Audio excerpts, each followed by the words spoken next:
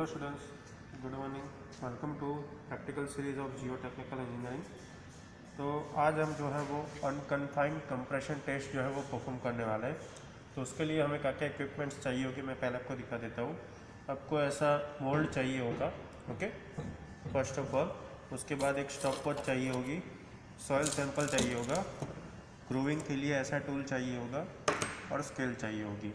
इसके अलावा जो अनकन्फाइंड कंप्रेशन टेस्ट का मशीन है वो चाहिए होगा, और एक कंप्रेशन टेस्टिंग मशीन है जो ये मोल्ड को मतलब कंप्रेस करने के लिए चाहिए। अब मैं प्रोसीजर जो मैंने इस पर परफॉर्म की है मैं आपको पहले से बता देना चाहता हूँ कि ये सैंपल जो है वो हमने पहले से प्रिपेयर करके रखा है। तो पहले हमने ऐसे मतलब सॉइल सैंपल लिया, मतलब फील्ड पे से, फिर उसमें OMC यानी ऑप्टिमम मॉइस्चर कंटेंट के हिसाब से पानी ऐड किया, और वो जो सैंपल है उसे इसमें हमने कॉम्पैक्ट करके जो है वो भर दिया है। उसके बाद भरने के बाद हमने इसे कंप्रेशन टेस्टिंग मशीन पे, जो मैं आपको दिखाने जाता हूँ, उस पर हमने जो है कंप्रेस करके रखा है और कॉम्पैक्शन वहाँ पे हुआ है। तो आपका जो सॉइल लेयर होगा वो पूरा मतलब जो दब जाएगा। तो ये कंप्रेशन टेस्टिंग मशीन में हमने इसका सैंपल को कॉम्पैक्ट किया है। तो उसके बाद हमें ऐसी एक मतलब अनकन्फाइंड कंप्रेशन टेस्ट का अपरेटस चाहिए होगा, जिसमें CBR जैसा ही है, लेकिन ये जो प्लेट्स है यहाँ पे ग्रूविंग वाली है, ओके। तो ये आप डिफरेंस देख सकते हो कि अनकन्फाइंड में और CBR में कैसा डिफरेंस होता है। ऐसे यहाँ पे लोडिंग और अनलोडिंग के लिए दिया हुआ है, ये क्लच दिया हुआ है, ये डिफ्लेक्शन मेजर करने का मीटर है। अभी हमने ऐसे रखा है क्योंकि हमने एडजस्टमेंट नहीं किया है सैंपल का। जब हम सैंपल का एडजस्टमेंट करेंगे तो हाइट के हिसाब से इसे सेट कर देंगे।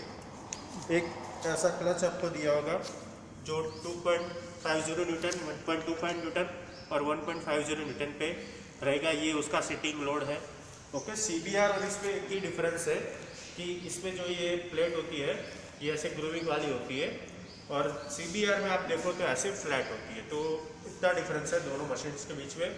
बाकी प्रोइंग रिंग भी सेम है, आपका डायल गेज जो डिफ्लेक्शन मेजर करने के लिए है वो भी सेम है। तो अब जो है हमने जो मतलब सैंपल प्रिपेयर करके रखा है उसके ऊपर हम ये अनकन्फाइंड कंप्रेशन टेस्ट परफॉर्म करेंगे। अब ये जो है वो हम मोल्ड खोलेंगे।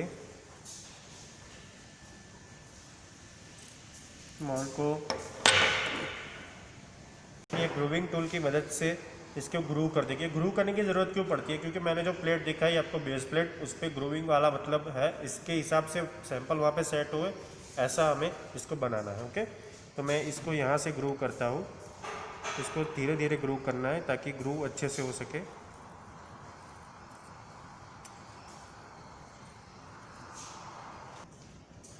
आप देख सकते हैं कि ये सैंपल पूरी तरह से प्रिपेयर हो चुका है। इसकी हाइट और मतलब जो डायमीटर है वो भी हमने जैसे माउंट पे बताया था वैसा ही है। 3.8 मीटर उसका डायमीटर होगा और 7.6 जो है उसकी हाइट होगी, ओके, ये स्पेसिमेन की। अब ये स्पेसिमेन को हमें अनकन्फाइंड कंप्रेशन टेस्ट एपरेटस पर टेस्ट करना है। जो है वो ग्रूविंग कर सकते हैं दोनों साइड ग्रूविंग करना है, क्योंकि ऊपर नीचे की प्लेट में दोनों साइड हमें ग्रूव्स बनाने होंगे। अब देख सकते हैं कि यहाँ पे ग्रूव बनाया है, वैसे ही मैंने इस साइड भी ग्रूव बना लिया है, ठीक है। देख सकते हो ये ग्रूविंग और ये ग्रूविंग, ओके।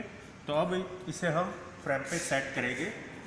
फ्रेम पे ऐसे सेट करना है ताकि इसका जो ग्रूविंग वाला पार्ट हो वो दोनों मैच हो सके इजीली, ओके।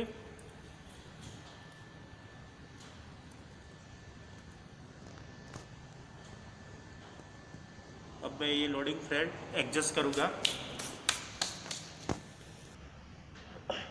तो ये स्पेसिमेन को हमें ऐसे सेट करना है। उसके बाद ये भी 0 पे रखना है, ये भी 0 पे रखना है। अब हमें ज़रूरत पड़ सकती है स्टॉप वॉच की, ओके। तो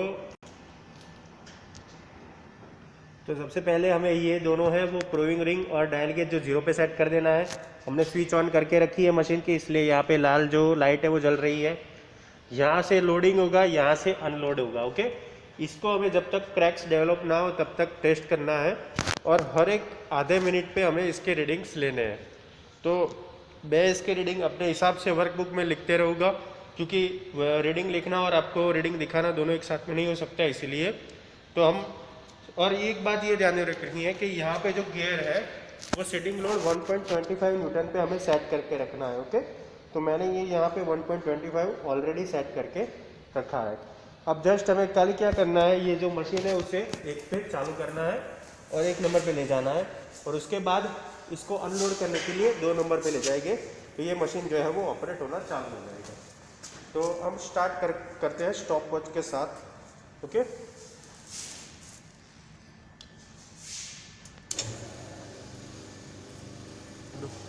ठीक है, थोड़ा आगे आना।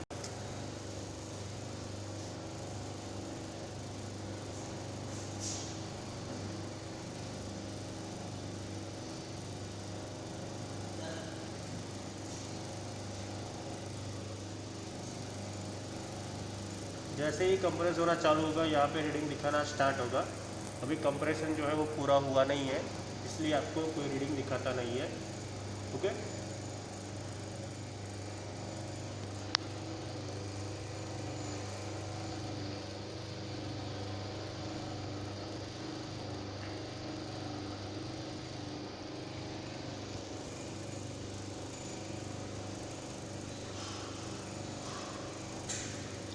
देख सकते हो कि आपका रीडिंग जो है आगे जा रहा है रिफ्लेक्शन मीटर पे।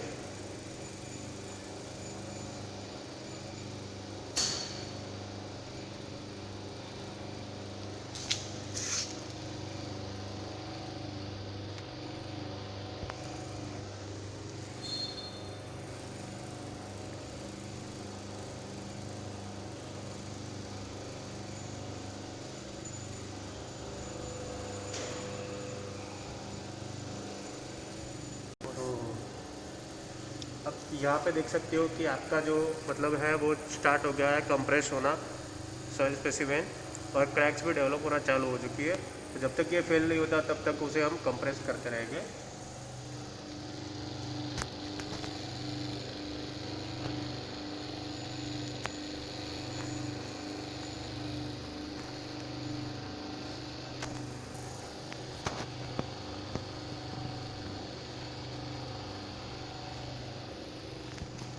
कर दो।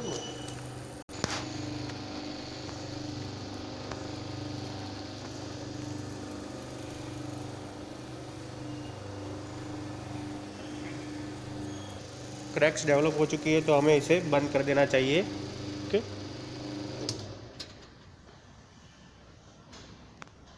तो अनकन्फाइंड कंप्रेशन टेस्ट का हम रिकॉर्ड शीट देखते हैं कि उसमें क्या है।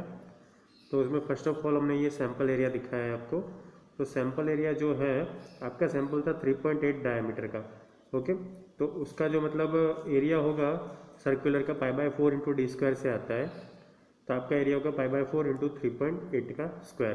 तो उसका जो टोटल एरिया है यानी कि ओरिजिनल एरिया A0, उसे हम बोलेंगे A0। जो इनिशियल एरिया है वो आया आपका 11.35 सेंटीमीटर स्क्वायर। उसके बाद ये आपका टेस्ट रिकॉर्ड है, रिकॉर्ड शीट है, जिसमें सबसे फर्स्ट है एलिप्स टाइम यानी वो मिनट्स में है। कंप्रेशन डायल का रीडिंग डेल्टा एल जिसका लिस्ट काउंट है 0.01 mm। Strain delta L upon L in percentage. Area corrected area जो है वो original area A0 upon 1 minus epsilon से मिलता है। Proving ring reading 1 division is equal to 1 kg। Axial load P in kg and compressive stress P upon corrected area AC which is in unit kg per centimetre square. तो 0 पे सबसे पहले जो reading था वो यहाँ पे 0 होगा। स्ट्रेन भी इसका मतलब 0 होगा। स्ट्रेन 0 होगा तो ये जो एरिया करेक्टेड होगा वो एरिया ओरिजिनल जितना ही होगा यानी कि 11.35 होगा। प्रूविंग रिंग का रीडिंग 0 होगा उस टाइम पे। Axial load 0 and compressive strength भी 0 रहेगी। फिर 0.5 मिनट्स पे यानी कि 30 सेकेंड्स पे जो रीडिंग है वो 100 दिखाएगा कंप्रेशन डायल रीडिंग। उसके बाद स्ट्रेन जो है वो डेल्टा एल अपॉन एल। यहाँ पे जो एल है वो आपका सैंपल का लेंथ है जो कि 7.6 है। ओके, तो ये delta L divide by L करोगे आप, डेल्टा एल यहाँ पे है, इसके डिवाइड बाई आप एल करोगे तो आपको ये वैल्यू परसेंटेज में मिल जाएगी स्ट्रेन की। एक बार स्ट्रेन आ गया आपका एप्सिलॉन, तो आप एरिया करेक्टेड फाइंड कर सकते हो A0 अपॉन 1 माइनस एप्सिलॉन से, तो वो आएगा आपका 11.50। अब जो प्रोइंग रीडिंग का रीडिंग है वो 1 डिवीज़न से 1 kg होता है, तो वो 0.5 पे आपका जो डिवीज़न है वो 1 डिवीज़न रीडिंग दिखा रहा है, तो एक्चुअल लोड जो होगा वो इतना ही होगा, जितना आपका प्रोइंग रिंग का रीडिंग होगा उतना ही आपका एक्चुअल लोड का भी रीडिंग होगा। तो 1 यहाँ पे भी 1, और जो आपके कंप्रेसिव स्ट्रेंथ है ये सैंपल 0.5 टाइम की 0.5 मिनट्स पे वो होगी P अपन एरिया कलेक्टेड। तो P हमारा अब है 1 और एरिया कलेक्टेड है 11.50, तो 1 अपन 11.50 करोगे तो आपका आंसर आ जाएगा 0.09। ऐसे ही सारे मतलब टाइम के लिए हमें करना है। ओके, तो इतना करने के बाद अगर आप कंप्रेसिव स्ट्रेंथ का मतलब रीडिंग्स देखो तो उसमें जो मैक्सिमम सबसे ज़्यादा है वो ये स्ट्रेंथ है। ओके, तो ये जो है वो आपका 1.07 जो है वो आपकी सॉइल की अनकन्फाइंड कंप्रेशन स्ट्रेंथ हो गई, और वो है स्ट्रेन 13.16 के सामने। ओके, यानी आपके सॉइल पे जब स्ट्रेन 13.16 होता है तब आपका जो मतलब कंप्रेसिव स्ट्रेंथ होती है सॉइल की वो सैंपल की 1.07 हो रही है। तो हम रिजल्ट देखते हैं। रिजल्ट पे 2 आएगा आपका यहाँ पे unconfined compressive strength of soil, जिसे हम डिनोट करते हैं QU से, उसकी वैल्यू आएगी 1.07 किलोग्राम पर सेंटीमीटर स्क्वायर। और सेकंड जो है shear strength of the soil, जिसे हम C से डिनोट करते हैं, तो C जो होगा वो QU/2 होगा, तो QU आपका 1.07 है डिवाइड बाई 2, यानी फाइनल आंसर आपका शियर स्ट्रेंथ का रहेगा 0.535 किलोग्राम पर सेंटीमीटर स्क्वायर। तो students, thank you for watching and keep watching for updating practical videos of geotechnical engineering. Thank you.